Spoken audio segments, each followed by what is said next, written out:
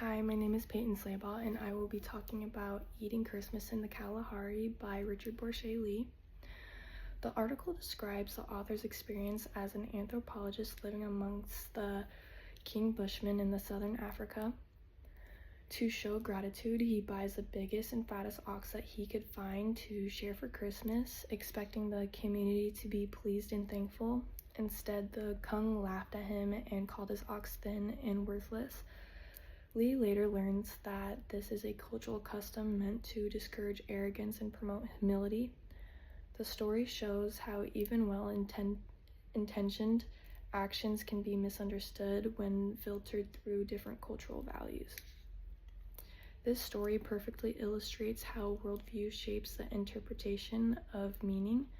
Lee approached Christmas with a Western mindset, seeing generosity as a way to gain respect and express kindness.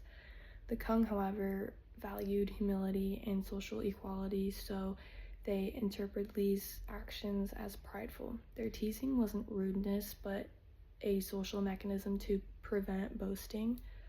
What Lee saw was a rejection was actually a way for the Kung to reinforce community harmony. An example of cultural bias in the article is Lee's initial assumption that his act of giving would be universally understood as generous and positive. His Western worldview, where gifts often build reputation or express social status, shaped his perception. He failed to recognize that in the Kung culture, pride and hierarchy are seen as harmful. This bias caused him to misinterpret their reaction and feel insulted, revealing how easy it is to judge another culture's behavior through one's own cultural lens. The story challenges the belief that one's own cultural values are the right or normal way to behave. In Lee's culture, public praise for generosity is expected, but among the Kung, humility is more important than recognition. This difference reminds us that normal depends entirely on cultural context. What feels respectful or kind in one's culture may come across as arrogance in another. In my own culture, it's common to compliment someone directly, such as saying, "You look great today," or "That meal was amazing." However, in some cultures, such open praise might make people uncomfortable or even be viewed as insincere. An outsider might see frequent compliments as shallow or overly forward because their worldview might value modesty and understatement instead of verbal affirmation.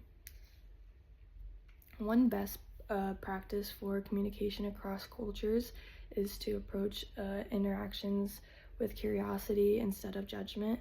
This means asking questions and observing before assuming, meaning in Lee's case, if he had asked why the Kung were teasing him, he might have learned sooner about their tradition of humility. In cross-culture settings, active listening and withholding assumptions help bridge worldview differences and promote understanding. Once experienced a culture misunderstanding when working with an international student who avoided direct eye contact during a conversation. At first, I thought this meant disinterest or rudeness, since my culture eye contact shows respect. Later, I learned that in their culture, avoiding direct eye contact with authority figures is actually a sign of respect. This reminds me of Lee's experience. Both of us misinterpreted behaviors